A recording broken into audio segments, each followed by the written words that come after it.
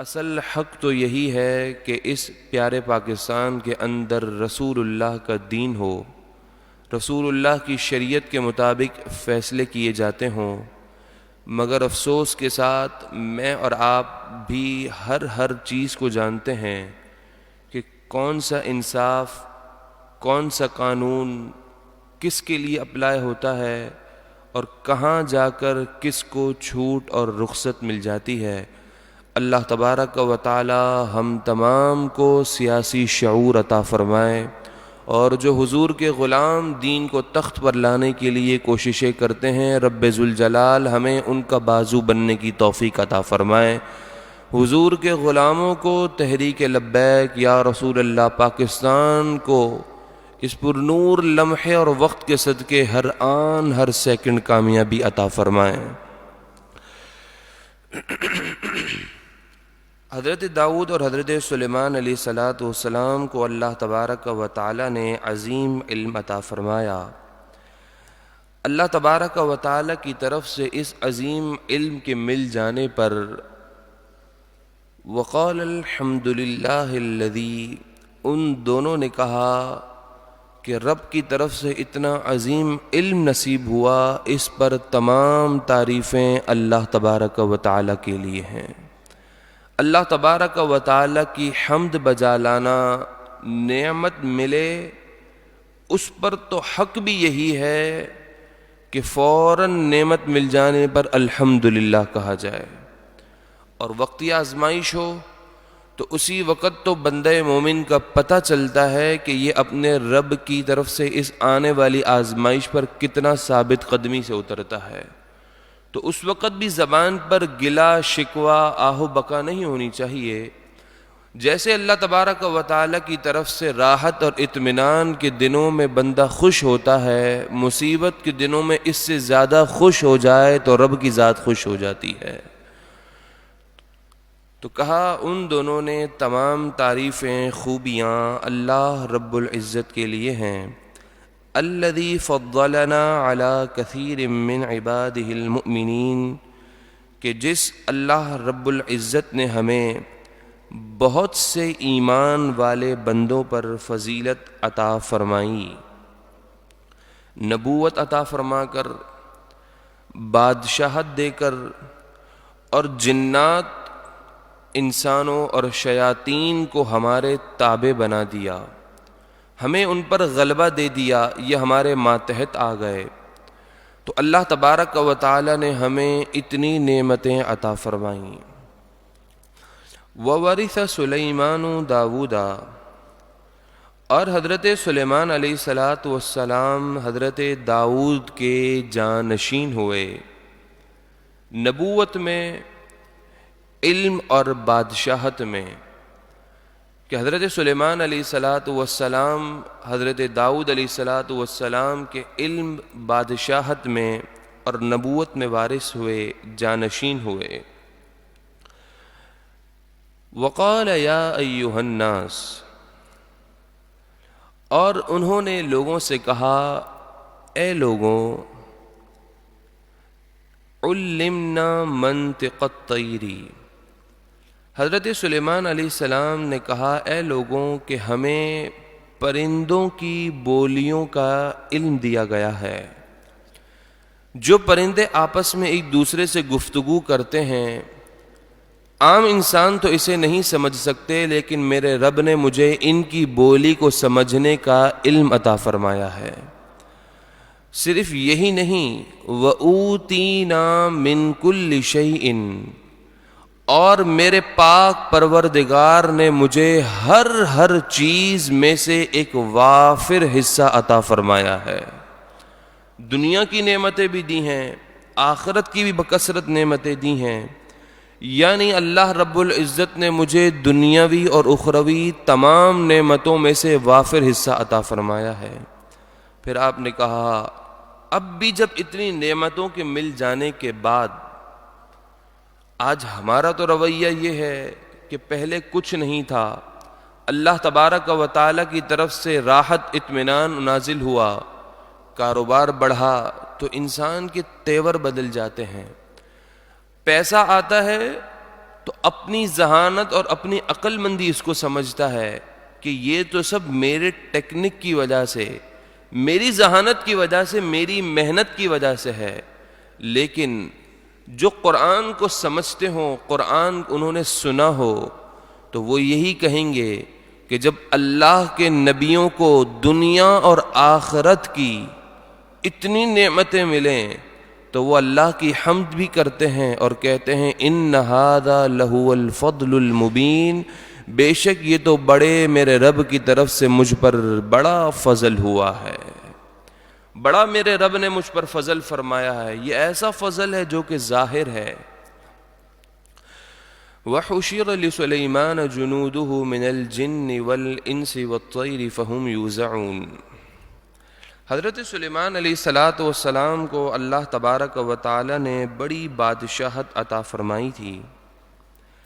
آپ مشرق اور مغرب کی، آپ کی سلطنت، آپ کی حکومت مشرق اور مغرب کے کونے کونے میں موجود تھی.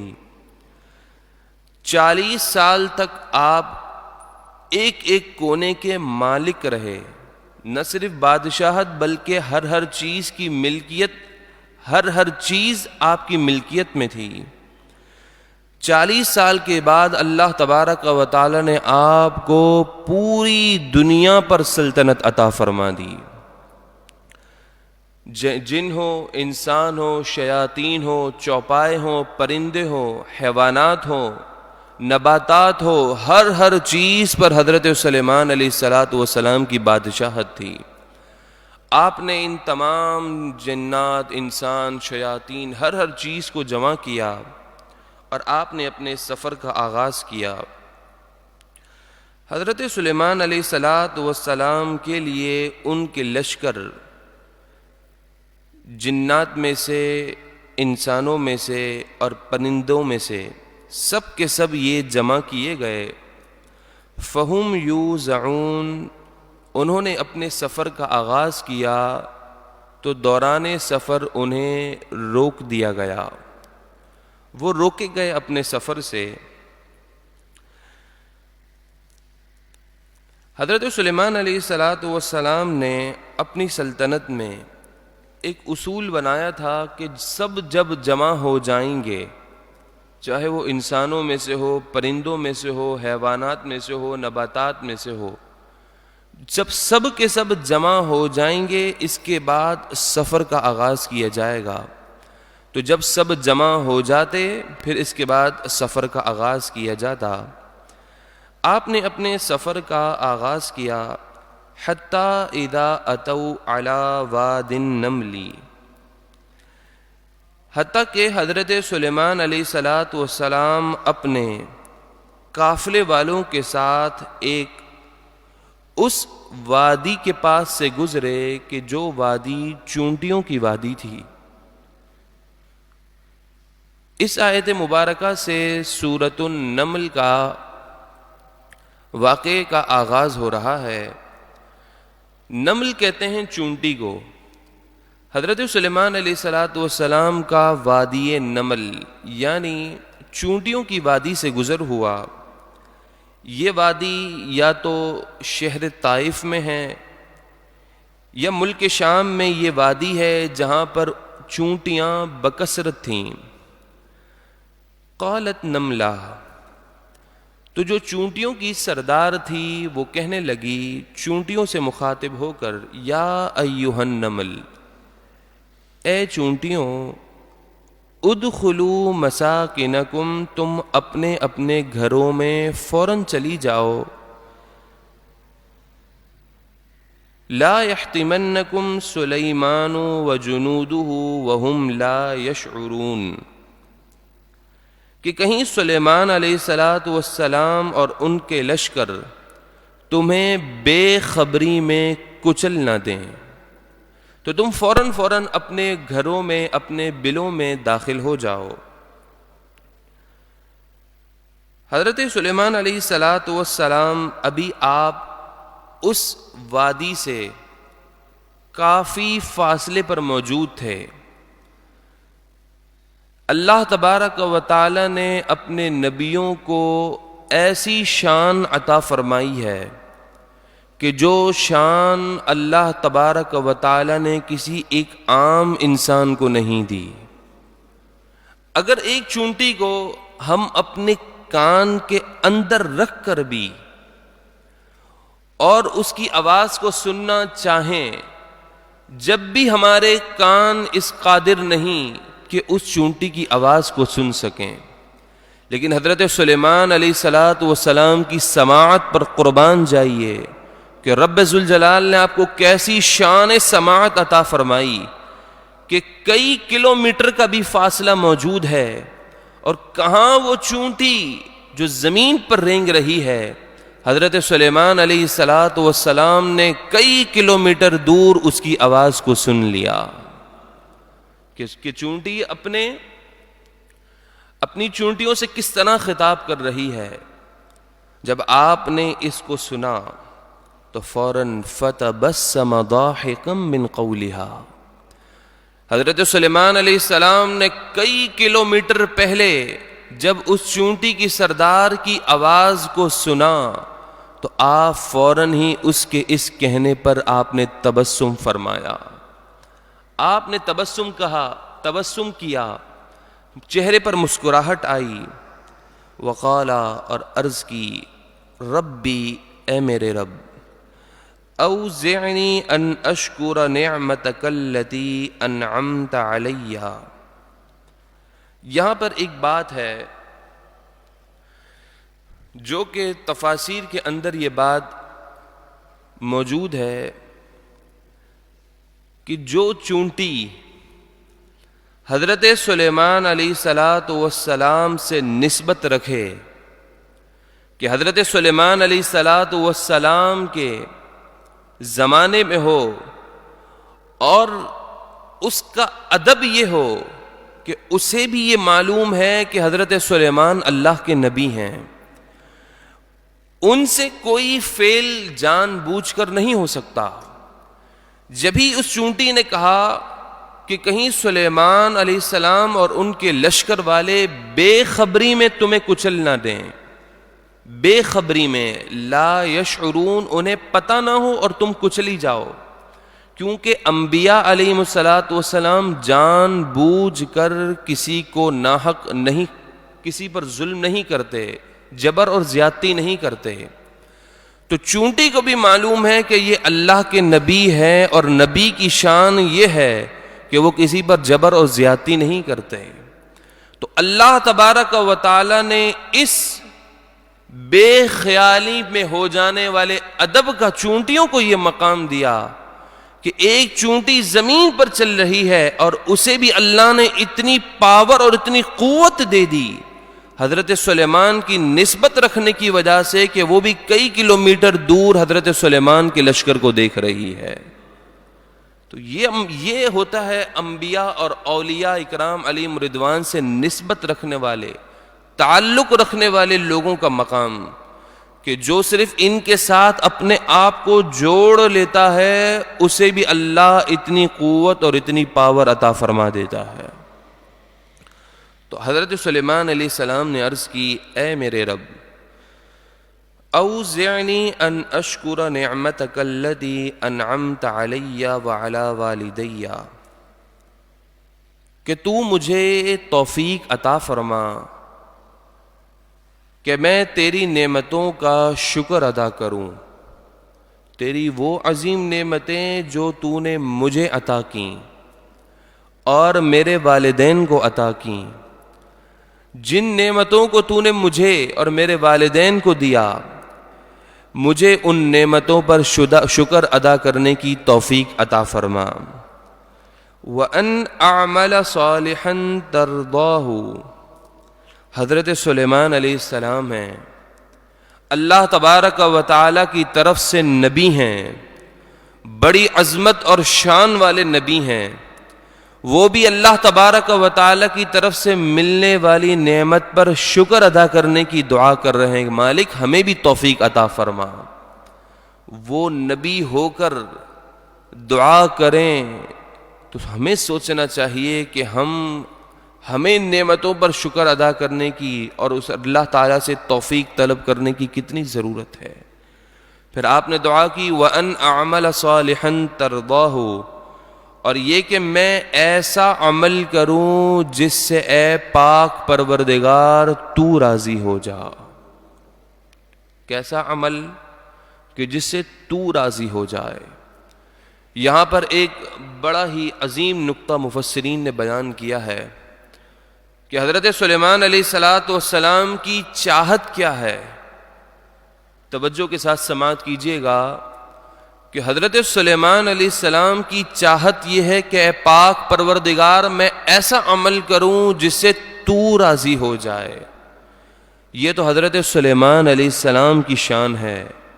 اللہ نے ہمارے آقا مولا صلی اللہ علیہ وسلم کو جو شان عطا فرمائی کہ خود اللہ تبارک و تعالی یہ چاہتا ہے کہ میرا محبوب مجھ سے راضی ہو جائے۔ وَلَسَوْفَ يُعْطِيكَ رَبُّكَ فَتَرْضَىٰ، کہ اے محبوب آپ کا رب آپ کو اتنا دے گا کہ اے محبوب آپ راضی ہو جائیں گے۔ اور ادھر حضرت سلیمان علیہ السلام اللہ کی رضا کو چاہتے ہیں اور ادھر اللہ اپنے محبوب کی رضا کو چاہتا ہے۔ وَأَدْخِلْنِي بِرَحْمَتِكَ فِي عِبَادِكَ الصَّالِحِينَ، حضرت سلیمان علیہ السلام دعا کر رہے ہیں مالک تو مجھے اپنی رحمت خاص میں، جس میں تیرے نیک بندے ہیں، اس رحمت خاص میں مجھے داخل فرما۔ اللہ تبارک و تعالی اس دعا کو ہمارے حق میں بھی قبول اور منظور فرمائے۔ حضرت سلیمان علیہ السلام پرندوں کی بولیوں کو جانتے تھے۔ آپ نے اپنا لوگوں کے ساتھ بیٹھے تھے، سب جانور موجود تھے۔ حضرت سلیمان علیہ السلام دوران سفر جس مقام پر پڑاؤ کا ارادہ رکھتے ہیں تو وہاں پر سب سے پہلے ہدہد، جس کا تذکرہ اسی آیت مبارکہ میں ہے، اس ہدہد پرندے کو حکم دے تھے کہ تم جس جگہ پر پڑاؤ کرنا ہے وہاں جا کر اپنی چونچ کے ذریعے یہ معلوم کرو کہ اس زمین کے نیچے پانی موجود ہے یا نہیں ہے، اور یہ پانی ہمارے موافق ہے یا نہیں ہے۔ چنانچہ حضرت سلیمان علیہ السلام نے کسی مقام پر پڑاؤ کا ارادہ کیا تو ہدہد کی ڈیوٹی یہ تھی، لیکن اس موقع پر ہدہد آپ کو ہدہد غائب تھا، موجود نہ تھا۔ وَتَفَقَّدَ الطَّيْرَ، آپ نے سارے پرندوں کا جائزہ لیا، ہر پرندے کو دیکھا اور آپ کی نظریں ہدہد کی متلاشی تھیں۔ فقال، تو حضرت سلیمان علیہ السلام نے کہا ما لی لا اری الہدہد،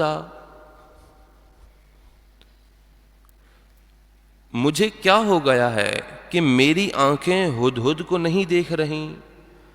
آخر ہدہد کہاں چلے گیا ہے؟ کیوں مجھے نظر نہیں آ رہا؟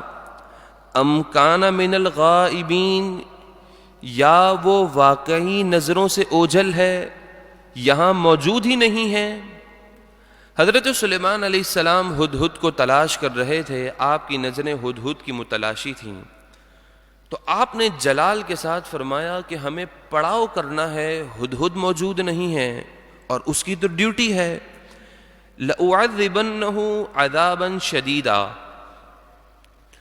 آپ نے بڑا جلالی بیان دیتے ہوئے کہا کہ ضرور بالضرور میں اس ہدہد کو سخت عذاب دوں گا، یا تو اس کے پر کاٹ دوں گا یا اس کی جو فیملی ہے اس سے اسے جدا کر دوں گا، او لأذبحنہ، یا میں اس ہدہد کو ذبح کر دوں گا کہ وقت پر موجود ہی نہیں ہے، او لیأتینی بسلطان مبین، یا وہ میرے پاس کوئی ایسی روشن بات لے آئے کہ جو واقعی پختہ ہو، یعنی کوئی ایسا واقعہ ہو کوئی اس کے پاس ایسی چیز ہو کہ جس کی وجہ سے اسے عذاب، اسے سزا نہ دی جائے۔ چنانچہ یہ گفتگو چل ہی رہی تھی، فَمَكَثَ غَيْرَ بَعِيدٍ، ابھی تھوڑی ہی دیر گزری تھی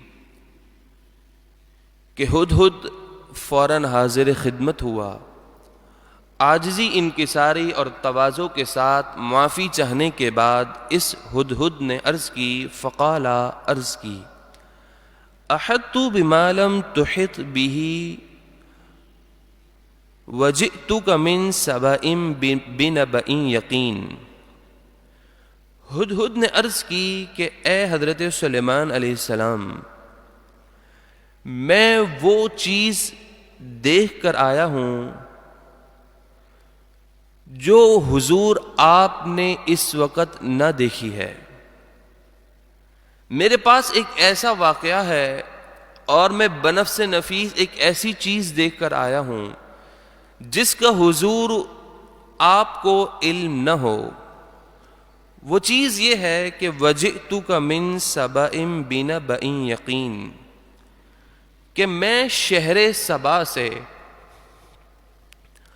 آپ کے پاس ایک مضبوط اور ایک یقینی خبر لایا ہوں۔ کہ میں شہر سبا گیا، وہاں میں نے ایک کچھ عجیب منظر دیکھا ہے، وہ عجیب منظر میں نے اپنی آنکھوں سے دیکھا اور وہ مضبوط بات ہے، یقینی خبر ہے۔ میں نے وہاں یہ دیکھا شہر سبا میں کہ انی وجدت امرأۃ، میں نے ایک عورت کو دیکھا جس کا نام بلقیس ہے، بلقیس، تملکہم، کہ وہ عورت لوگوں پر بادشاہی کرتی ہے، لوگوں نے اسے اپنا بادشاہ تسلیم کیا ہوا ہے، وَأُوتِیَتْ مِن كُلِّ شَيْءٍ، اور اسے ہر چیز میں سے ایک حصہ ملا ہے۔ جو شایان شان بادشاہوں کا ہوتا ہے وہ شان، وہ مقام اس عورت کے پاس موجود ہے۔ جو پروٹوکول، جو لباس، جو روب اور دبدبا بادشاہوں کے پاس ہوتا ہے، وہی چیز اس بلقیس ملکہ کے پاس بھی موجود ہے۔ وَلَهَا عَرْشٌ عَظِيمٌ، اور اس کے پاس ایک بہت بڑا تخت ہے جس کی لمبائی 80 گز ہے، جس کی چوڑائی 40 گز ہے، سونے چاندی جواہرات سے مرصع ہے اور موتیوں سے بھرا ہوا ہے۔ میں نے اس کا بہت بڑا تخت دیکھا ہے۔ صرف یہی نہیں دیکھا، حیرت مجھے اس بات پر ہے کہ وجدتها وقومها يسجدون للشمس من دون اللہ، میں نے اسے اور اس کی قوم والوں کو دیکھا کہ وہ سورج کو سجدہ کر رہے ہیں اللہ کو چھوڑ کر۔ وہ سورج پرست ہیں، آفتاب پرست ہیں، سورج کی عبادت کرتے ہیں۔ سورج جس وقت طلوع ہوتا ہے وہ اس کے حضور سجدہ کرتے ہیں۔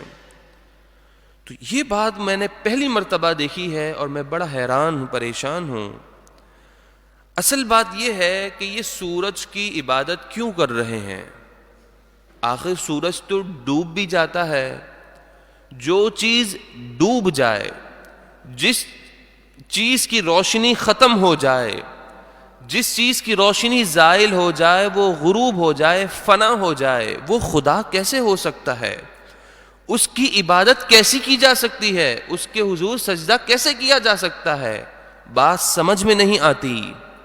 ہدہد گفتگو کر رہا ہے، لیکن ہاں بات یہ ہے کہ وَزَيَّنَ لَهُمُ الشَّيْطَانُ أَعْمَالَهُمْ، بات سمجھ میں تو نہیں آتی مگر شیطان نے ان کے اعمال کو ان کی نظروں کے سامنے بڑا مزین کر دیا ہے۔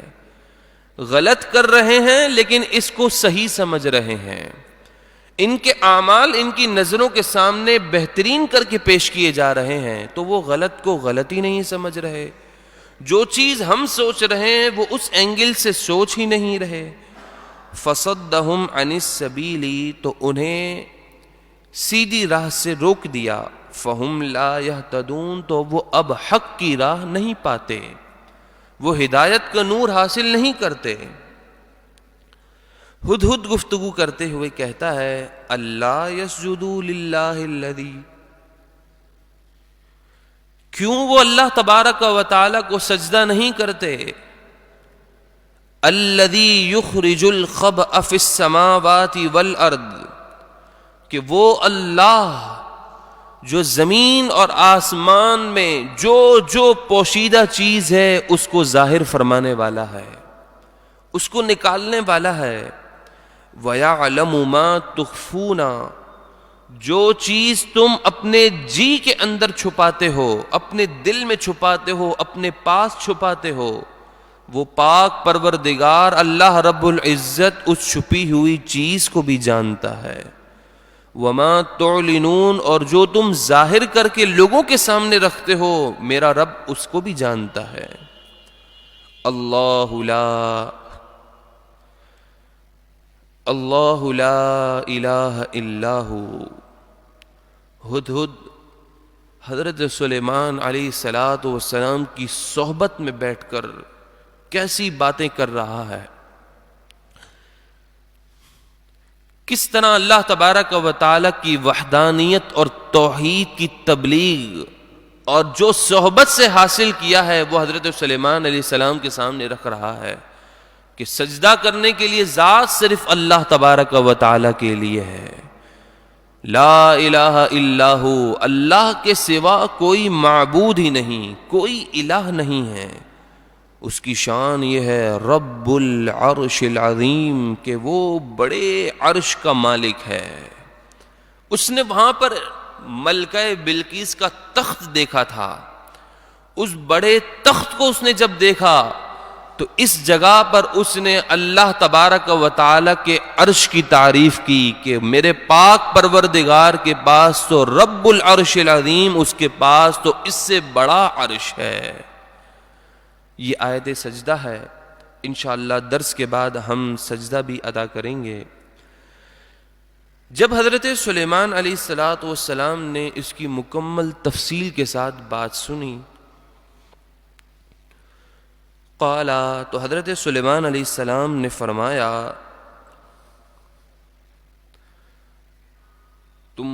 تم شہر سبا سے اتنی یقینی خبر لے کر آئے ہو اور ایسا ایسا تم نے دیکھا ہے؟ اچھا، سننظر اصدقت ام کنت من الکاذبین۔ حضرت سلیمان علیہ السلام نے فرمایا اب ہم یہ دیکھتے ہیں کہ کیا واقعی تو سچ کہہ رہا ہے یا تو جھوٹ بولنے والوں میں سے ہے، کہیں ایسا تو نہیں کہ تو نے دیکھا نہ ہو اور یہاں آ کر من گھڑت اسٹوری کر رہا ہو۔ تو اب ہم تیری چیکنگ کریں گے کہ کیا واقعی یہ بات درست ہے یا نہیں۔ حضرت سلیمان علیہ السلام نے جب پوری بات کو سن لیا تو آپ نے ایک خط لکھا اور شہر سبا کی ملکہ بلقیس کے نام پہ یہ خط لکھا۔ اس پورے خط کے الفاظ کیا ہیں اس کا ذکر اگلی آیتوں میں آ رہا ہے۔ حضرت سلیمان علیہ السلام نے خط کو لکھنے کے بعد اس پر مہر لگائی اور ہدہد کو دیکھ کر کہا کہ جاؤ اس کے پاس جا کر اس خط کو رکھ دو۔ اذهب بکتابی، حضرت سلیمان علیہ السلام نے فرمایا میرے اس خط کو لے جاؤ، اذهب بکتابی ھذا، میرے اس فرمان کو، اس خط کو لے جاؤ، فألقہ الیہم، اور ان کے اوپر جا کر یہ ڈال دو، ان کے پاس جا کر رکھ دو۔ ثم تول عنہم فانظر ماذا یرجعون، پھر ان سے الگ ہو جانا، ان سے الگ ہو کر ایک جگہ پر بیٹھ کر دیکھنا کہ وہ اس خط کا کیا جواب دے رہے ہیں۔ چنانچہ ہدہد اس خط کو لے کر پہنچا۔ جب وہ ملکہ بلقیس کے یہاں پر پہنچا تو ملکہ بلقیس اپنے مشیروں کے ساتھ ایک خاص کمرے کے اندر کسی معاملے پر مشورہ کر رہے تھے۔ تمام وزراء موجود تھے کہ ہدہد نے بالکل عین ملکہ بلقیس کے اوپر جا کر اس خط کو چھوڑا، وہ خط سیدھا ملکہ بلقیس کی گود میں جا کے گرا۔ تو ملکہ بلقیس نے جیسے ہی اس خط کو دیکھا کہ اس خط کے اوپر ایک مہر لگی ہے، سب سے پہلے تو اس خط کے گرنے پر اور ہدہد کے اس کمرے خاص میں آ جانے پر وہ بڑی حیران پریشان تھی۔ پھر اس طرح سے خط کا گود میں گرنا اسے اور تعجب میں ڈالنے لگا۔ پھر اس کے بعد اس خط کے اوپر ایک عظیم مہر بھی دیکھی، وہ حضرت سلیمان علیہ السلام کی تھی۔ اس تمام واقعات سے ملکہ بلقیس بہت پریشان اور حیران پریشان تھی، بہت متعجب تھی کہ آخر یہ کیا سین ہے، آخر یہ کیا چیز ہے۔ چنانچہ ملکہ بلقیس نے اس خط کو کھولا، جیسے ہی اس ہدہد کی طرف سے اس خط کو ڈالا گیا تو قالت، ملکہ بلقیس نے کہا، یا ایھا الملأ، اے میرے درباریوں سرداروں، انی القی الی کتاب کریم، کہ بے شک میرے پاس ایک عزت والا خط آیا ہے۔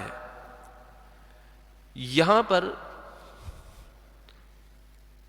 بڑی ہی توجہ کے ساتھ بات سماعت کیجیے گا۔ حضرت سلیمان علیہ السلام کی طرف سے آنے والے خط کے لیے ملکہ بلقیس کے الفاظ ہیں، کتاب کریم۔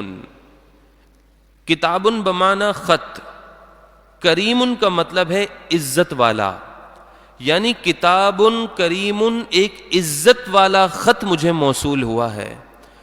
مفسرین کہتے ہیں کہ تھے تو یہ لوگ سورج پرست، لیکن حضرت سلیمان علیہ السلام سے نسبت رکھنے والے اس خط کی صرف مہر دیکھ کر بے خیالی میں اس خط کی تعظیم کی اور کہا کہ یہ عزت والا خط ہے۔ مفسرین کہتے ہیں یہ عزت والا خط بھی اس نے صرف مہر کو دیکھ کر کہا تھا، کہ بادشاہوں کے جب مہر لگتے ہیں تو وہ ایک عزت والا خط شمار کیا جاتا ہے۔ بے خیالی میں، نبی سمجھ کر نہیں، صرف ایک عام بادشاہ سمجھ کر اس خط کی تعظیم کی تو اللہ نے اس ملکہ بلقیس کو ایمان کی نعمت عطا فرما دی۔ اس کو کہتے ہیں ادب۔ انسان جب بھی اپنے ساتھ کسی بڑے سے بات کرے، چھوٹے سے بات کرے، کوئی بھی چیز ہو، ادب کا عنصر اپنے ساتھ باندھ کر رکھے، کیونکہ ادب انسان کو کس جگہ سے کہاں لے جاتا ہے اور بے ادبی انسان کو کہاں گرا دیتی ہے اس کے تصور میں بھی نہیں۔ تو اس نے جب اپنے درباریوں سے یہ بات کہی، خط کو کھولا تو خط بہت ہی مختصر ہے، انہ من سلیمان۔ اس خط کے الفاظ یہ تھے کہ یہ خط سلیمان علیہ السلام کی طرف سے ہے، وَإِنَّهُ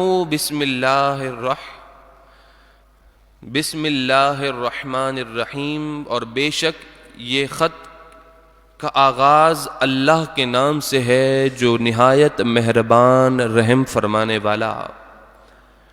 اللہ تعالی علیہ، حضرت سلیمان علیہ السلام نے ملکہ بلقیس سے خطاب کیا کہ مجھ پر سرکشی نہ کرو، مجھ پر بلندی نہ چاہو، تم میرے سے بلند نہیں ہو سکتی۔ وَأْتُونِي مسلمین، میرے پاس میرے فرما بردار بندے بن کر میرے پاس آ جاؤ، تم آؤ تو میرے پاس فرما بردار بن کر اپنی گردن کو جھکا کر آنا۔ حضرت سلیمان علیہ السلام نے صرف دو پیغام دیے، اللہ تعالی علیہ، ایک تو مجھ پر بلندی نہ چاہو، میرے سے کوئی بلند نہیں ہو سکتا، وَأْتُونِي مسلمین، اور میرے پاس آؤ تو اپنی گردن کو جھکا کر آؤ۔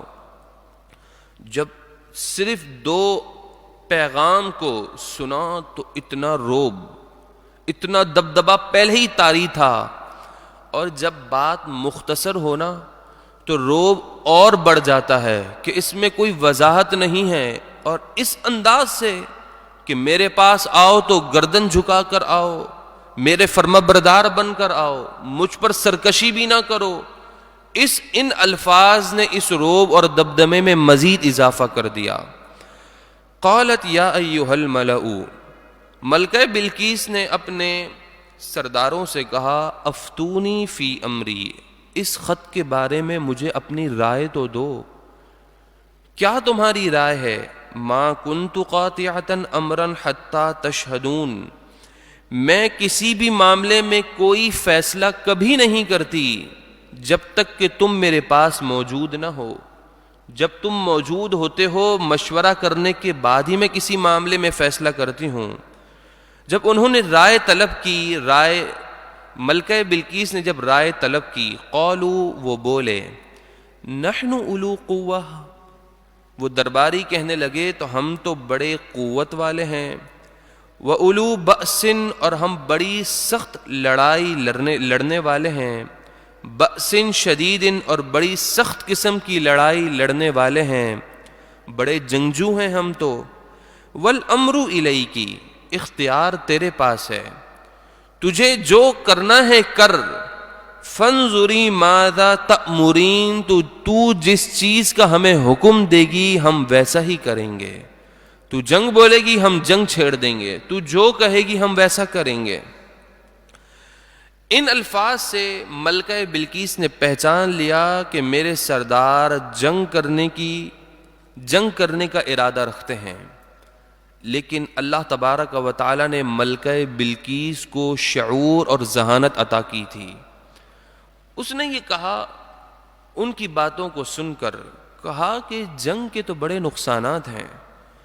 اس نے کہا، قالت، وہ بولی، ان الملوک اذا دخلوا قریہ، کہ جنگ کے نقصانات تو یہ ہیں کہ جب بادشاہ کسی بستی میں داخل ہوتے ہیں، کسی دوسری بستی میں جاتے ہیں تو سب سے پہلے افسدوہا، وہ اس بستی کو تباہ و برباد کر دیتے ہیں، اتنا فساد کرتے ہیں کہ وہ بستی والے تنگ آ کر انہیں قتل کر دیتے ہیں۔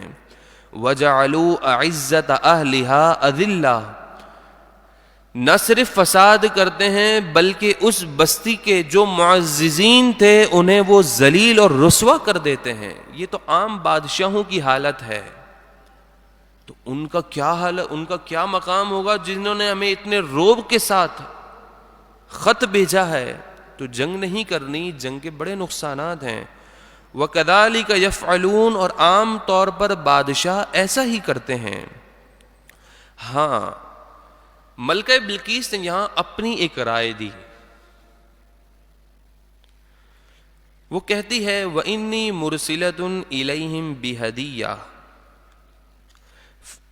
کہ میں ان کی طرف ایک تحفہ بھیجتی ہوں، فَنَاظِرَةٌ بِمَا يَرْجِعُ الْمُرْسَلُونَ، تو پھر میں دیکھتی ہوں کہ میرے جو قاصد تحفہ لے کر گئے ہیں انہیں کیا جواب ملتا ہے۔ چنانچہ اس نے انتظام کیا بڑے بڑے تحفوں کا۔ یہ سب کچھ اس نے کیوں کیا؟ یہ سب اس لیے کیا کہ ملکہ بلقیس یہ جانتی تھی کہ اگر یہ واقعی بادشاہ ہیں تو بادشاہوں کا طریقہ یہ ہوتا ہے کہ وہ تحفوں کو قبول کر لیتے ہیں۔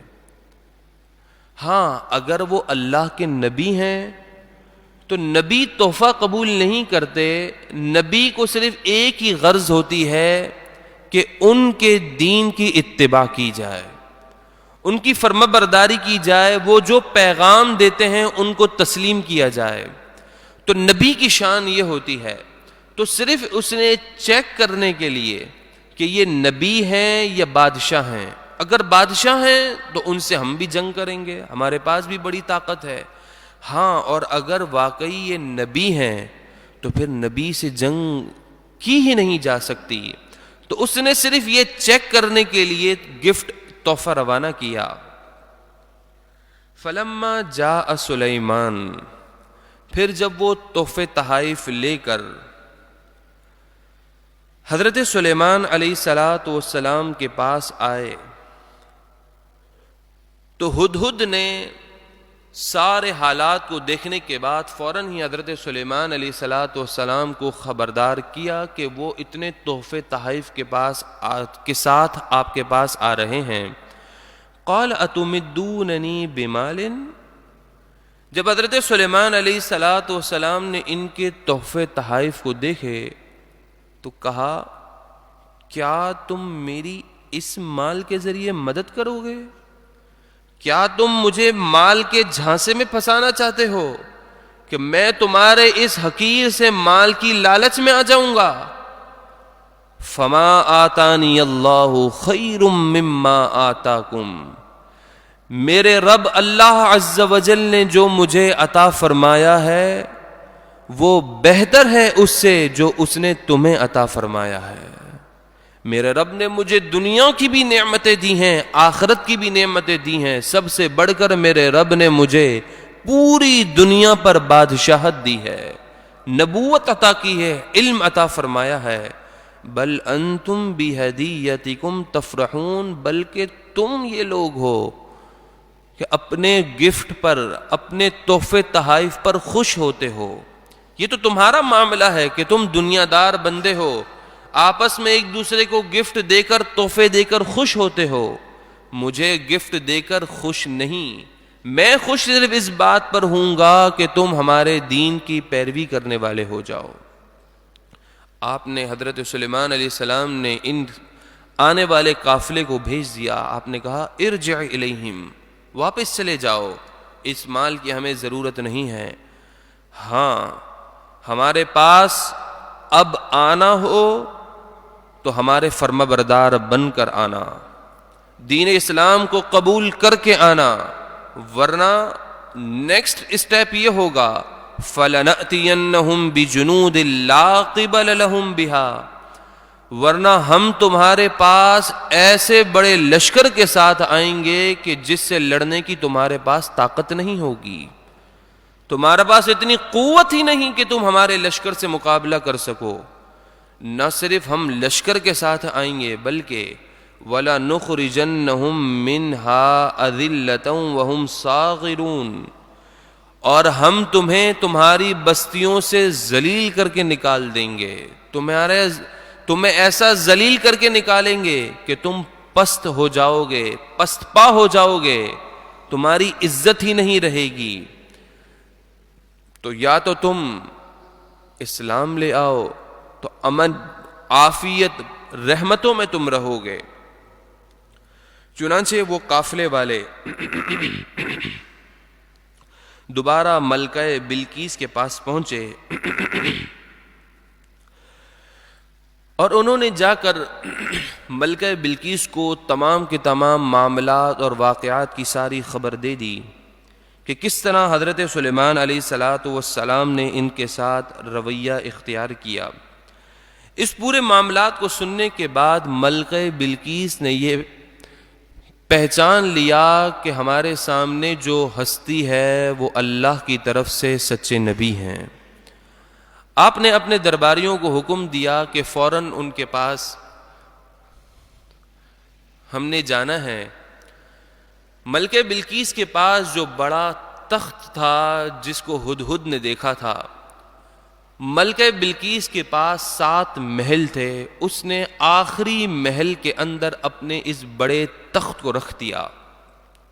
یہ تخت بہت وسیع و عریض تھا، 80 گز لمبا، 40 گز چوڑا، سونے جواہرات چاندیوں سے مرصع، بے شمار بہترین حسین و جمیل یہ تخت تھا. اس نے 7 محل کے آخری دروازے میں اپنے اس تخت کو رکھا اور ہر محل پر دروازے کو اس نے تالا لگایا، پہرے دار بٹھا دیے.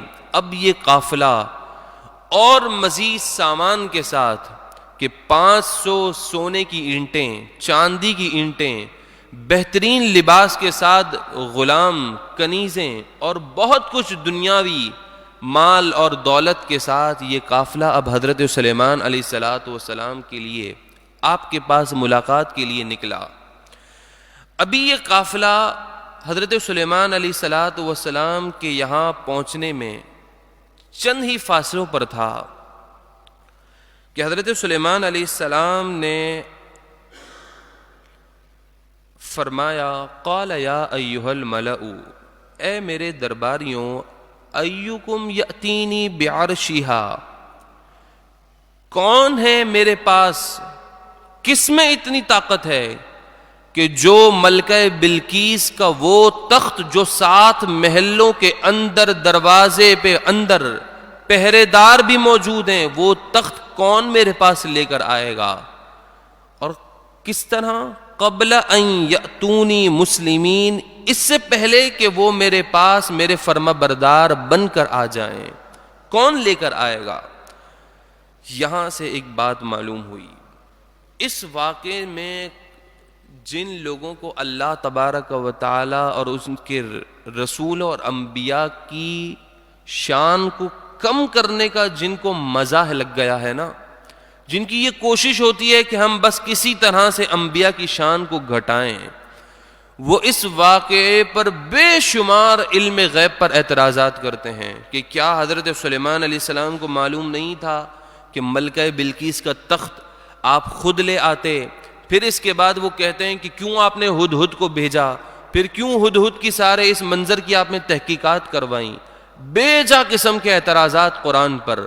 لیکن ہم کہتے ہیں کہ جب تم قرآن کو پڑھو اور اللہ نے اپنے نبیوں کو جو شان دی ہے اس اینگل سے پڑھو تو آیت قرآنی ہی تمہارے اعتراضات کے جوابات دے دے گی۔ آپ کے الفاظ کیا ہیں؟ قبل ان یأتونی مسلمین، ابھی یہ مسلمان ہوئے نہیں ہیں، لیکن حضرت سلیمان علیہ السلام یہ کہہ رہے ہیں کہ یہ میرے پاس آئیں گے، مسلمان ہو جائیں گے۔ تو آپ کو اس بات کا پہلے ہی علم ہے، ابھی پہنچے نہیں ہیں، دوران سفر ہیں، لیکن آپ نے کہا کہ اس تخت کو میرے پاس کون لے کر آئے، قبل اس کے کہ یہ میرے پاس آئیں اس حالت میں کہ یہ مسلمان ہو چکے ہوں۔ ابھی مسلمان تو ہوئے نہیں ہیں، لیکن آپ نے اپنے علم سے اس بات کی طرف پہلے ہی بتا دیا کہ اب یہ مسلمان ہو جائیں گے۔ قال عفریت من الجن، ایک سرکش خبیث جن تھا، اس نے کہا، انا آتیک بہ قبل ان تقوم من مقامک، میں آپ کے پاس آپ کی اس مجلس کے برخاست ہونے سے پہلے لے آؤں گا۔ آپ کی مجلس صبح سے مغرب، بعض روایت کے مطابق ظہر تک لگتی تھی۔ کہا کہ میں اس مجلس کے برخاست ہونے سے پہلے لے آؤں گا۔ حضرت سلیمان علیہ السلام نے کہا، نہیں، مجھے اس سے پہلے چاہیے۔ وَإِنِّي عَلَيْهِ لَقَوِيٌّ أَمِينٌ، وہ سرکش جن کہنے لگا کہ میں اس کے لانے پر بڑا قادر ہوں، قوت والا ہوں اور بڑا امانت دار ہوں، جو چیزیں اس تخت کے ساتھ جڑی ہیں ان میں خیانت نہیں کروں گا۔ آپ نے کہا، نہیں، مجھے اس سے جلدی چاہیے۔ قال الذی عنده علم من الکتاب، وہ شخص جسے اللہ تبارک و تعالی نے کتاب کا علم عطا فرمایا تھا، اس کا نام حضرت آصف بن برخیہ ہے۔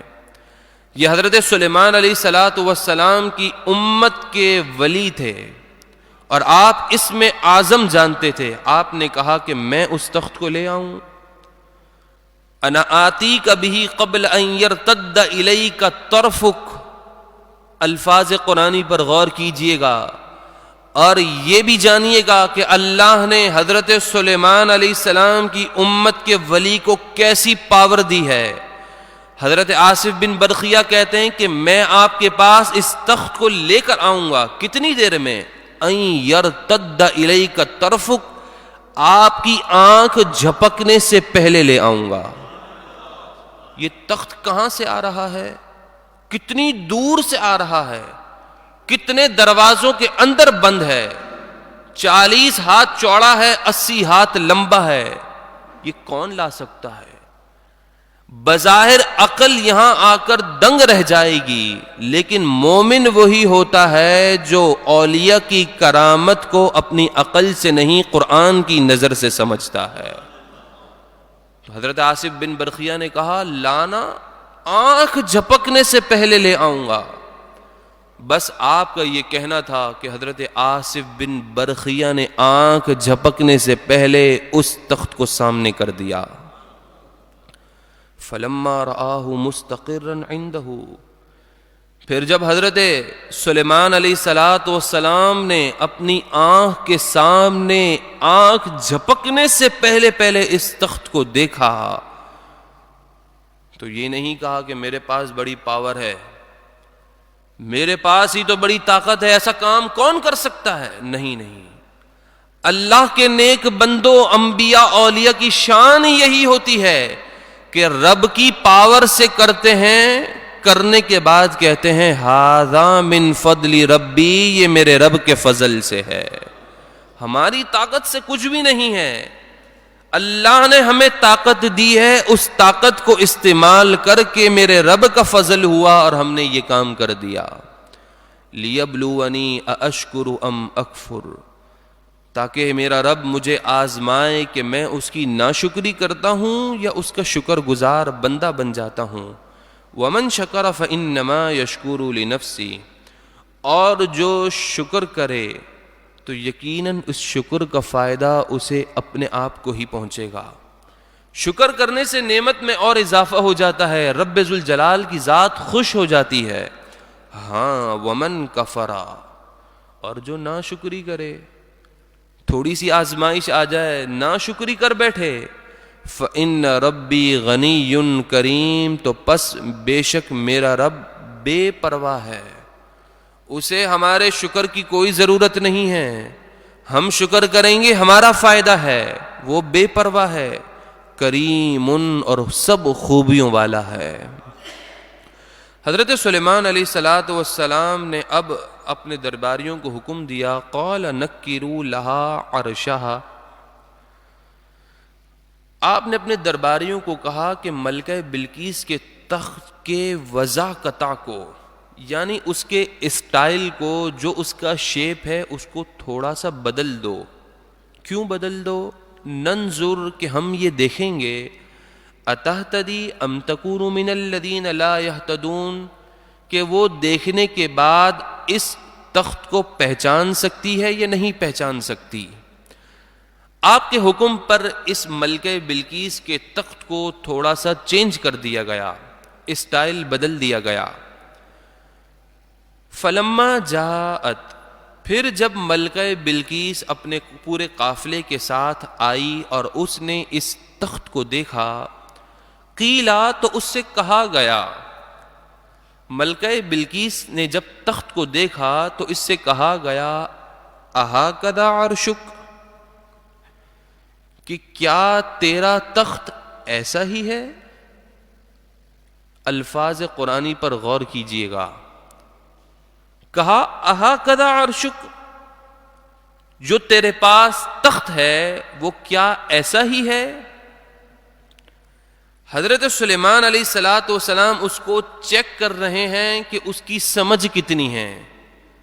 کہا کہ کیا تیرا تخت ایسا ہی ہے؟ تو جواب میں اپنی کمال عقل سے جواب دیا، قالت کأنہ ہو، ملکہ بلقیس نے کہا گویا یہ وہی ہے۔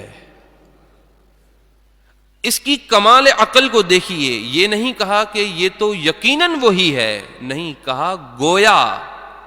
گویا سے مطلب یہ ہے کہ لگنے میں تو ایسا ہی ہے جیسے میرا ہے، گویا یہ وہی ہے۔ آپ نے جب اس کی عقل کمال کو دیکھا تو آپ نے برجستہ کہا کہ یہ تیرا ہی تخت ہے، ہم نے اس کو بدل دیا اس لیے کہ ہم یہ چیک کریں کہ تو اپنے تخت کو پہچان سکتی ہے یا نہیں۔ وَأُوتِينَا الْعِلْمَ مِنْ قَبْلِهَا وَكُنَّا مُسْلِمِينَ، ملکہ بلقیس کہتی ہے کہ ہمیں اس چیز کا پہلے ہی علم دے دیا گیا، ہمیں اس چیز کی پہلے ہی خبر مل چکی تھی، وَكُنَّا مُسْلِمِينَ، اور اس خبر مل جانے پر ہم آپ کے پاس آپ کے فرما بردار بن کر حاضر ہوئے۔ وَصَدَّهَا مَا كَانَتْ تَعْبُدُ مِن دُونِ اللَّهِ، ان لوگوں کو اللہ کے سوا جھوٹے معبودوں کی عبادت نہیں، حق کی راہ میں آنے سے روک لیا۔ حق کی راہ میں رکاوٹ کون بنے؟ یہ جھوٹے معبود بنے جن کو یہ پوجتے تھے۔ انہا کانت من قوم کافرین، بے شک یہ اس وقت تو کافر قوم سے تھے۔ جب یہ قافلہ حضرت سلیمان علیہ السلام کے پاس پہنچا، قیل لها ادخل الصرح، تو ملکہ بلقیس سے کہا گیا، حضرت سلیمان علیہ السلام نے ایک شیشے کا ایک صحن تعمیر کروایا جس کا فرش پورا شیشے سے تھا۔ اس شیشے والے فرش کے نیچے ایک نہریں جاری تھیں جس کے اندر حسین و جمیل خوبصورت سمندری جانور موجود تھے۔ یہ سب کس کے لیے کیا جا رہا ہے؟ ملکہ بلقیس آئی ہے، اس کے لیے کیا جا رہا ہے۔ آپ نے یہ شیشے کا عرش بنایا، فرش بنایا، اور نیچے اس کے نیچے نہریں جاری کرا دیں، مختلف قسم کے اس کے اندر سمندری جانور تھے۔ تو ملکہ بلقیس سے کہا گیا کہ اس چمکتے ہوئے صحن میں داخل ہو جاؤ۔ فلما رأتہ حسبتہ لجا، پھر جب اس نے اس چمکتے ہوئے صحن کو دیکھا جو کہ شیشے کا بنا ہوا تھا، تو ملکہ بلقیس سمجھی یہ تو ایک گہرا پانی ہے، کہ اس کے اوپر اتنا گہرا پانی ہے۔ وَكَشَفَتْ عَنْ سَاقَيْهَا، یہاں سے گزرنے کے لیے کہا۔ آگے حضرت سلیمان علیہ السلام جلوہ فرما تھے، تو وہ ملکہ بلقیس اس جگہ سے گزرنے کے لیے پانی سمجھ کر اس نے اپنی پنڈلی اوپر کر لی، اس نے اپنی پنڈلی ظاہر کی۔ قال انہ صرح ممرد من قواریر، جیسے ہی اس نے اپنی پنڈلیاں کھولیں تو حضرت سلیمان علیہ السلام نے فرمایا یہ کوئی پانی نہیں ہے، یہ تو ایک شیشوں سے بنا ہوا ایک عظیم صحن تیری آمد پر ہم نے بنایا ہے۔ جب اس نے اتنے عجائبات کو دیکھا کہ حضرت سلیمان علیہ السلام نے میرے لیے اتنا انتظام کیا ہے، تو اب وہ عرض گزار ہوئی۔ قالت، وہ عرض کرنے لگی، ربی، اے میرے رب، انی ظلمت نفسی، کہ بے شک میں نے اپنی جان پر ظلم کیا، تجھے چھوڑ کر جھوٹے معبودوں کی عبادت کی، پوجا کی، میں نے اپنی جان پر بہت بڑا ظلم کیا۔ اب وَأَسْلَمْتُ مَعَ سُلَيْمَانَ لِلَّهِ رَبِّ الْعَالَمِينَ، اب میری حالت یہ ہے کہ میں اسلام لائی حضرت سلیمان علیہ السلام کے دین پر، اور اس اللہ تبارک و تعالی پر جو تمام جہاں والوں کا رب ہے۔ مفسرین نے یہاں بھی یہی بات لکھی ہے کہ جس کو اللہ تبارک و تعالی کی طرف سے بادشاہت ملتی ہے نا، دیکھا یہ گیا ہے کہ اس بادشاہت کے گھمنڈ اور غرور میں بندہ اتنا اتر جاتا ہے کہ وہ غرور اور تکبر کا مجسمہ بن جاتا ہے، پھر وہ کسی دوسرے کے ماتحت نہیں آتا۔ لیکن اللہ تبارک و تعالی نے ملکہ بلقیس کو ایمان عطا کیا، اس کی وجہ ہی یہی ہے کہ اس نے حضرت سلیمان علیہ السلام کے اس خط کا ادب کیا تھا۔ اس ادب کی برکت سے اللہ تبارک و تعالی نے ملکہ بلقیس کو ایمان کی نعمت عطا فرما دی۔ اللہ تبارک و تعالی ہم تمام کو بھی ادب کی نعمت عطا فرمائے۔ وَلَقَدْ أَرْسَلْنَا إِلَى ثَمُودَ أَخَاهُمْ صَالِحًا، قوم سمود کا ذکر ہے، جس کا ذکر آپ کئی مرتبہ سن چکے ہیں کہ ہم نے قوم سمود کی طرف ان کے ہم قبیلہ حضرت صالح علیہ السلام کو بھیجا یہ پیغام لے کر کہ ان اعبدوا اللہ، کہ تم اللہ کی عبادت کرو۔ فَإِذَا هُمْ فَرِيقَانِ يَخْتَصِمُونَ، تو اس عبادت کے حکم ملنے پر اس قوم کے دو گروہ ہو گئے، ایک مومن ایک کافر۔ دونوں گروہ کافر آپس میں لڑنے لگے، وہ اپنے آپ کو حق پر سمجھنے لگے، مومن اپنے آپ کو حق پر سمجھنے لگے۔ قال یا قومی، حضرت صالح علیہ السلام نے فرمایا اے میری قوم، لم تستعجلون بالسیئۃ قبل الحسنہ، تم بھلائی کے آنے سے پہلے برائی کے آنے میں کی کیوں جلدی کرتے ہو؟ کیوں تم برائی کو جلدی طلب کرتے ہو بھلائی سے پہلے؟ لولا تستغفرون اللہ لعلکم ترحمون، کیوں تم اللہ سے اپنے گناہوں کی استغفار نہیں کرتے تاکہ تم پر رحم کیا جائے؟ تم اپنے گناہوں کی معافی مانگو تاکہ میرا رب تم پر رحم فرمائے۔ معلوم یہ ہوا کہ جو شخص جتنا اللہ تبارک و تعالی کی حضور استغفار کرتا ہے اس پر اتنی ہی کثرت کے ساتھ رحم کیا جاتا ہے۔ قالوا طیرنا بک وبمن معک، وہ کہنے لگے کہ ہم برا شگون لیتے ہیں آپ سے اور آپ کے ساتھ جو مومنین ہیں ان سے۔ حضرت صالح علیہ السلام نے جب سے دین کی بات کی تو اس قوم کے اوپر وقتی طور پر قحط سالی آ گئی، بارشیں رک گئیں۔ تو یہ بارشیں رکیں دراصل حضرت صالح علیہ السلام کی تکذیب سے تھی۔ نبی کو جھٹلائیں گے تو رحمت اور برکت نازل نہیں ہوتی۔ نبی کی اتباع سے رب خوش ہوتا ہے، اس خوشی پر رحمت اور برکت نازل ہوتی ہے۔ حضرت صالح علیہ السلام کو جھٹلایا تو اللہ تبارک و تعالی نے اس آزمائش میں مبتلا کیا، تو یہ کہنے لگے کہ آپ کے آنے کی وجہ سے یہ سب کچھ ہو رہا ہے، جبکہ حقیقت یہ ہے کہ انبیاء کو جھٹلانے کی وجہ سے ہوا۔ قال طائرکم عند اللہ، فرمایا تمہاری بدشگونی اللہ کے یہاں ہے، میرا رب تمہاری اس بدشگونی کا تمہیں برا انجام دے گا۔ بل انتم قوم تفتنون، بلکہ تم تو وہ لوگ ہو جو کہ پہلے ہی فتنے میں پڑے ہوئے ہو، پہلے ہی تم پر آزمائشیں تھیں۔ وَكَانَ فِي الْمَدِينَةِ 9 رَهْطٍ يُفْسِدُونَ فِي الْأَرْضِ وَلَا يُصْلِحُونَ، اس شہر حجر کے اندر 9 لوگ تھے، 9، یہ 9 لوگ زمین میں فساد کرتے اور لوگوں کو اور ولا یصلحون، اور وہ لوگوں کی اصلاح نہیں کرتے تھے، زمین میں فساد کرتے، لوگوں کو نقصان پہنچاتے تھے۔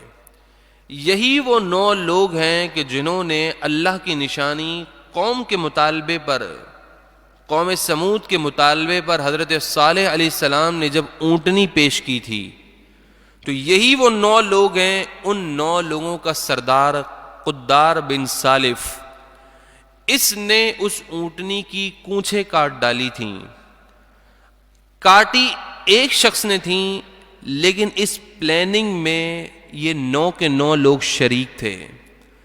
تو برائی ایک کرتا ہے، لیکن جو برائی میں ساتھ دیتا ہے وہ بھی برائی کرنے والوں میں شامل ہو جاتا ہے۔ اسی طرح بات چل پڑی ہے تو ہلکا سا ٹچ دے دوں، جن لوگوں نے غازی ممتاز قادری کو شہید کیا، جن کی حکومت میں ہوا، جن لوگوں کے ووٹ کے ذریعے وہ حکومت میں آئے، وہ بھی غازی ممتاز قادری کی شہادت میں برابر شریک ہیں۔ جن لوگوں نے آسیہ ملونہ کو ملک سے فرار کروایا، جن کے ووٹوں کے ذریعے وہ لوگ وہاں تک پہنچے، وہ بھی اس جرم میں برابر شریک ہیں۔ لیکن اللہ تبارک و تعالی نے اب موقع دیا ہے، آنکھیں کھل چکی ہیں، تو اب اللہ کی بارگاہ میں سچی توبہ کریں۔ اگر یہ غلطی ہو چکی ہے تو اللہ کی بارگاہ میں سچی توبہ کریں، اور انہی لوگوں کو اب سپورٹ کریں جو رسول اللہ کے دین کی بات کرتے ہیں، حضور کی امت کی خیر خواہی کی بات کرتے ہیں، حضور کے عزت و ناموس پر پہرا دیتے ہیں۔ قالوا تقاسموا باللہ، ان 9 لوگوں نے آپس میں قسمیں اٹھا کر یہ پلاننگ کی کہ لنبیتنہ واہلہ، کہ آج کی رات ہم حضرت صالح اور ان کے گھر والوں پر شب خون ماریں گے، چھاپا ماریں گے۔ معلوم یہ ہوا کہ راتوں کے اندر لوگوں کے گھروں پر چھاپے مارنا اور لوگوں کے لیے قتل کی پلاننگ کرنا یہ درندہ صفت لوگوں کا طریقہ ہے۔ ثم لنقولن لولیہ، پلاننگ یہ کر رہے تھے کہ ہم چھاپا مار کر انہیں قتل کر دیں گے، پھر جو ان کے ورثاء ہیں یعنی جو قتل ہوئے مقتولین، ان کے ورثاء سے کہہ دیں گے جب وہ ہم سے ان کے خون کا حق طلب کرنے آئیں گے، کیا کہیں گے؟ ما شہدنا مہلک اہلہ، ہم ان ہلاک ہونے والے، ان قتل ہونے والوں کے بارے میں نہیں جانتے کہ کن لوگوں نے انہیں قتل کیا ہے، یہ بات ہم کہہ دیں گے۔ وَإِنَّا لَصَادِقُونَ، اور اپنی بات کو پختہ کرنے کے لیے ہم قسمیں بھی اٹھائیں گے اور قسمیں دلا کر یہ یقین دلائیں گے کہ ہم اس بات میں سچے ہیں، جھوٹ نہیں کہہ رہے۔ وَمَكَرُوا مَكْرًا، انہوں نے اپنا مکر کیا، پلاننگ کی بری۔ وَمَكَرْنَا مَكْرًا، اللہ فرما رہا ہے اور ہم نے بھی خفیہ تدبیر فرمائی۔ جب وہ 9 لوگ رات کو گھر پہنچے، انہوں نے حضرت صالح علیہ السلام کے دروازے کو دستک دی تو آپ کے دروازے پر اللہ تبارک و تعالی نے فرشتوں کی جماعت کو بطور محافظ مقرر کر دیا تھا۔ جیسے یہ لوگ 9 لوگ پہنچے، فرشتوں نے انہیں مارا، پتھر برسائے، ان کو پتھر لگ رہے تھے، یہ ہلاک ہو رہے تھے، چوٹ ان کو لگ رہی تھی، لیکن مارنے والا نظر نہیں آ رہا تھا۔ وَهُمْ لَا يَشْعُرُونَ، اور وہ لوگ غافل رہے۔ فَانظُرْ كَيْفَ كَانَ عَاقِبَةُ أَمْرِهِمْ، تو پس اے لوگو تم بھی یہ دیکھو کہ کیسا انجام ہوا ان لوگوں کے مکر کا، کہ وہ پلاننگ کر رہے تھے کہ ہم اللہ کے نبی کو شہید کر دیں گے، ان کی پلاننگ کو کیسا خاک آلود ہم نے کر دیا۔ انا دمرناہم، یہ اللہ کے نبی کو شہید کرنا چاہتے تھے، ہم نے ہی انہیں ہلاک کر دیا، انہیں ہلاک کیا۔ وقومہم اجمعین، اور جو لوگ حضرت صالح پر ایمان نہیں لائے ہم نے انہیں بھی ہلاک کر دیا۔ تو پھر ان کی کیا حالت ہو گئی؟ فَتِلْكَ بُيُوتُهُمْ خَاوِيَةً بِمَا ظَلَمُوا، یہ ان کے گھر ہیں جو کہ خالی پڑے ہوئے ہیں، اوندھے پڑے ہوئے ہیں۔ کس وجہ سے؟ کہ انہوں نے ظلم کیا، اللہ کے ساتھ کسی دوسرے کو شریک سمجھنا، اس کی عبادت کرنا، یہ سب سے بڑا ظلم ہے۔ اس ظلم کی وجہ سے ہم نے انہیں تباہ و برباد کر دیا۔ ان فی ذلک لآیۃ لقوم یعلمون، اے لوگوں ان نشانیوں میں تمہارے لیے نشانیاں ہیں، کن لوگوں کے لیے؟ جو جانتے ہیں، سمجھتے ہیں۔ وَأَنْجَيْنَا الَّذِينَ آمَنُوا وَكَانُوا يَتَّقُونَ، اور ہم نے ان لوگوں کو نجات دی جو ایمان لائے اور وہ ڈرتے تھے۔ وَلُوطًا إِذْ قَالَ لِقَوْمِهِ، قوم لوط کا ذکر ہے۔ اور جب حضرت لوط علیہ السلام کی قوم نے حضرت لوط علیہ السلام سے کہا،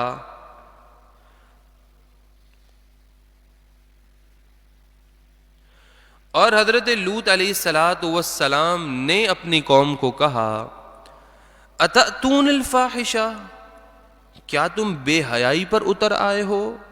وانتم تبصرون، حالانکہ تم سب کچھ دیکھ رہے ہو، سمجھ رہے ہو کہ جو لوگ بے حیائی کرتے ہیں، رب کی نافرمانی کرتے ہیں، رب انہیں تباہ کر دیتا ہے۔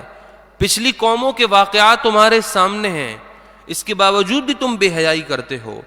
اَإِنَّكُمْ لَتَأْتُونَ الرِّجَالَ شَهْوَةً مِّن دُونِ النِّسَاءِ، کیا تم اپنی خواہشات کو پورا کرنے کے لیے مردوں کے پاس آتے ہو، عورتوں کو چھوڑ دیتے ہو؟ عورتوں سے نکاح کرنے کے بجائے تم مردوں میں دلچسپی رکھتے ہو. بل انتم قوم تجہلون، بلکہ تم تو جاہل قوم ہو. تمہیں یہی نہیں معلوم کہ اللہ تبارک و تعالی نے کس چیز کو کس کے لیے بنایا ہے.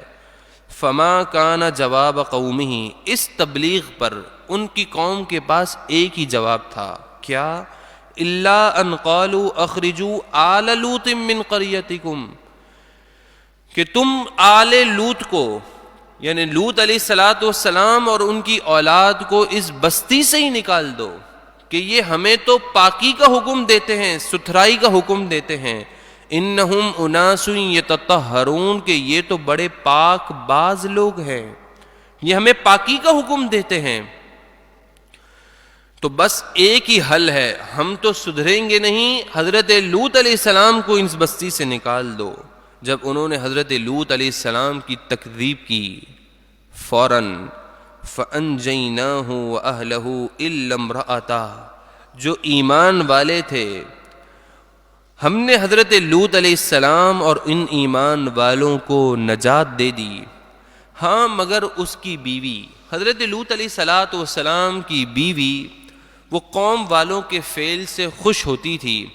قدرناہا من الغابرین، تو ہم نے اس عورت کو ٹھہرا دیا کہ وہ بھی پیچھے رہ جانے والوں میں سے ہے. جو عذاب قوم والوں پر آیا وہی عذاب آپ کی بیوی پر بھی نازل ہوا. وَأَمْطَرْنَا عَلَيْهِمْ مَطَرًا، پھر ہم نے ان پر آسمان سے خوب پتھروں کی بارش کی، آسمان سے خوب پتھر برسائے. فَسَاءَ مَطَرُ الْمُنذَرِينَ، تو کیا ہی یہ ہمارا برسانا ہے ان لوگوں پر جو ڈرائے ہوئے ہیں، جن کو ڈرایا بھی گیا کہ یہ کام نہیں کرو، لیکن انہوں نے کیا تو ان پر پھر بری طرح سے آسمان سے پتھر برسائے گئے. قل، اے محبوب آپ فرما دیجئے، الحمدللہ، تمام خوبیاں اللہ کے لیے ہیں. وسلام علی عبادہ الذین اصطفیٰ، اور سلامتی ہو، سلام ہو اللہ کی طرف سے ان بندوں پر جو رب کی طرف سے چنے ہوئے ہیں. اس سے مراد انبیاء اور اولیاء ہیں، رسول اللہ کے صحابہ ہیں، ان لوگوں پر سلامتی ہو. اللہ خیر، کیا اللہ بہتر ہے، یا اما یشرکون، یا یہ جھوٹے معبود بہتر ہیں جن کو یہ لوگ پوچھتے ہیں یہ بہتر ہیں، یا اللہ تبارک و تعالی بہتر ہے.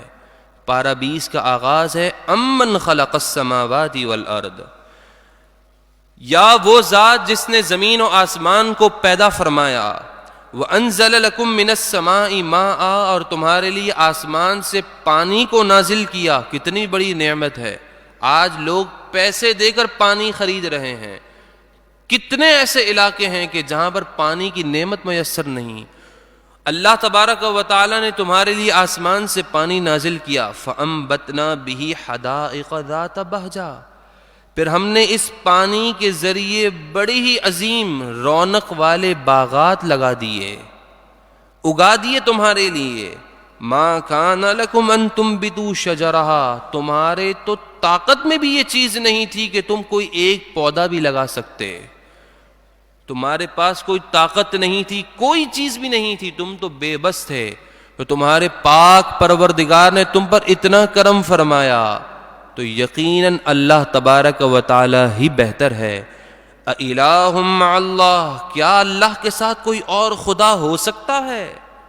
بل ہم قوم یعدلون، بلکہ یہ وہ لوگ ہیں جو حق کی راہ سے کتراتے ہیں، دور ہوتے ہیں. اللہ تبارک و تعالی کی شان کیا ہے؟ امن جعل الارض قرارا، وہ ذات جس نے زمین کو تمہارے لیے جائے قرار بنایا. تم آسمانوں پر نہیں رہتے، تم سرفیس پر نہیں رہتے، تم خلا میں نہیں رہتے، تم زمین میں رہتے ہو. اس رب نے زمین کو تمہارے لیے جائے قرار بنایا. وجعل خلالها انہارا، اور اس زمین کے درمیان میں تمہارے لیے نہریں جاری کر دیں. وجعل لها رواسی، زمین کے بیلنس کو برقرار رکھنے کے لیے بڑے بڑے پہاڑ رکھ دیے جو کہ زمین کے بیلنس کو برقرار رکھ رہے ہیں. وجعل بین البحرین حاجزا، اور دو سمندروں کے درمیان کیسی آڑ بنائی ہے کہ میٹھا کھارا میں مکس نہیں ہوتا، کھارا میٹھے میں مکس نہیں ہوتا. تو اس پاک پروردگار کی شان تو سمجھو. اس شان والے پاک پروردگار جس کے پاس اتنی شانیں ہوں، اِلٰہٌ مع اللہ، کیا اب بھی تم اللہ کے ساتھ کسی اور کو شریک بناؤ گے؟ کیا اللہ کے ساتھ کوئی اور معبود ہے؟ ہرگز نہیں. بل اکثرهم لا يعلمون، بلکہ ان کے اکثر تو جاہل ہیں، سب کچھ دیکھ رہے ہیں پھر بھی اللہ کو ایک نہیں مانتے. اللہ کی شان کیا ہے؟ اس پورے رکوع میں اللہ تبارک و تعالی کی شان ہی بیان کی جا رہی ہے کہ امن یجیب المضطر اذا دعاہ. اللہ تبارک و تعالی تو وہ ہے جو ایک لاچار بے یار و مددگار کی سنتا ہے جب وہ اسے پکارتا ہے. جب بندہ اللہ کو پکارتا ہے تو بندہ بے یار اور مددگار ہوتا ہے، میرا پاک پروردگار اس کی پکار کو سن لیتا ہے. وَيَكْشِفُ السُّوءَ، اس سے برائی کو دور کر دیتا ہے. اور اے بندوں، وَيَجْعَلُكُمْ خُلَفَاءَ الْأَرْضِ، اور اس نے تمہیں اپنا زمین میں خلیفہ بنا دیا ہے، زمین میں تمہیں اپنا وارث بنا دیا ہے، تم اس کے خلیفہ ہو. اِلٰہٌ مع اللہ، کیا اللہ کے ساتھ کوئی اور خدا ہے؟ نہیں. قلیلا ما تذکرون، بہت ہی کم تم دھیان کرتے ہو. امن یہدیکم فی ظلمات البر والبحر، اللہ کی شان یہ ہے کہ وہ تمہیں سمندر اور خشکی کے اندھیرے رستوں میں ہدایت دیتا ہے کہ تم اپنا سفر منزل بڑے آرام کے ساتھ علامتوں کے ذریعے سمندر میں ہو یا بائی روڈ سفر کر رہے ہو، بڑی آسانی کے ساتھ اپنی منزل پہ پہنچ جاتے ہو. اور اس پاک پروردگار کی شان یہ ہے وَمَن يُرْسِلُ الرِّيَاحَ بُشْرًا بَيْنَ يَدَيْ رَحْمَتِهِ، اور وہ بارش کے آنے سے پہلے تمہارے لیے ہواؤں کو بھیج دیتا ہے کہ وہ ہوائیں اس بات کی علامت ہیں کہ اب ایک زوردار بارش ہونے والی ہے. اِلٰہٌ مع اللہ، کیا اللہ کے ساتھ کوئی اور شریک ہے؟ ہرگز اللہ کے ساتھ کوئی شریک نہیں. تعالی اللہ عما یشرکون، اللہ تبارک و تعالی خوب بڑھ کر ہے اس سے جن کو یہ مشرکین بتوں کو پوجتے ہیں، اس سے اللہ تبارک و تعالی کہیں بڑھ کر ہے. امن یبدأ الخلق، اللہ کی شان یہ ہے کہ وہ مخلوق کو پیدا فرماتا ہے، اسی نے ہی مخلوق کی ابتدا فرمائی ہے. ثم یعیدہ، پھر ساری مخلوق اسی کی طرف مرنے کے بعد دوبارہ لوٹائی جائے گی. وَمَن يَرْزُقُكُم مِّنَ السَّمَاءِ وَالْأَرْضِ، ذرا غور تو کرو کب سے اس لوگوں کے آنے کا سلسلہ شروع ہوا ہے، کب سے لوگ اس روئے زمین پر آباد ہیں، قیامت تک لوگ موجود رہیں گے. ذرا سوچو تو صحیح، کون سی ایسی ذات ہے جو زمین و آسمان سے تمہیں رزق دے رہی ہے؟ اِلٰہٌ مع اللہ، اتنی شان والے پروردگار کے ساتھ کہ برابر بھی کوئی الہ ہو سکتا ہے؟ ہرگز نہیں. قل ہاتوا برہانکم ان کنتم صادقین، اگر کوئی اللہ کے ساتھ کوئی شریک ہے تو آئے محبوب آپ فرما دیجئے، پھر کوئی دلیل لے آؤ جس دلیل سے یہ پتہ چل جائے کہ اللہ کے ساتھ کوئی اور بھی شریک ہے. جتنی طاقتیں اللہ کے پاس ہے، جن کو تم شریک بناتے ہو، اس کے بعد اس سے بڑھ کر طاقت ہے، تو کوئی دلیل لے آؤ. ان کنتم صادقین، اگر تم سچے ہو.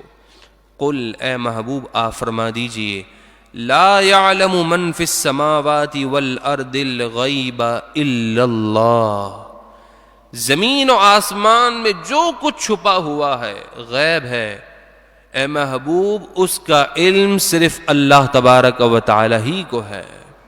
اللہ تبارک و تعالی کو غیب کا علم ہے، اور یہی اللہ قرآن میں کہہ رہا ہے کہ ہم جسے چاہتے ہیں اپنے اس غیب کا علم بھی عطا فرما دیتے ہیں۔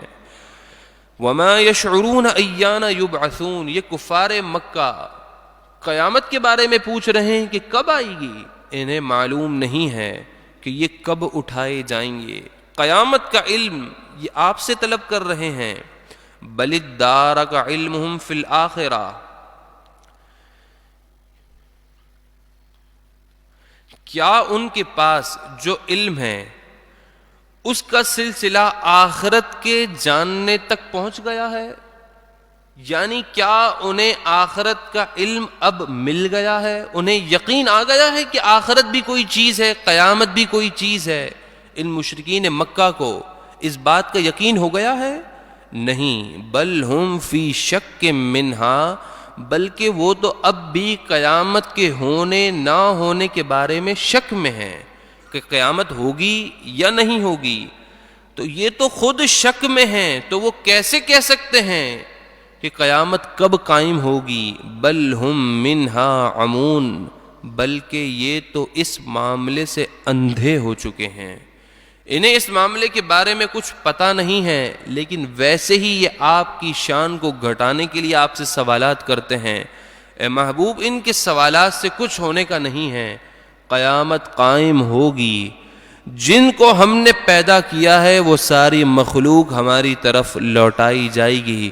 اللہ تبارک و تعالی ہمیں ایمان کی سلامتی والی زندگی عطا فرمائے اور خاتمہ بالخیر ہم تمام کا مقدر فرمائے۔ ایک مرتبہ الحمد شریف اور ایک مرتبہ سورہ اخلاص پڑھ لیجیے۔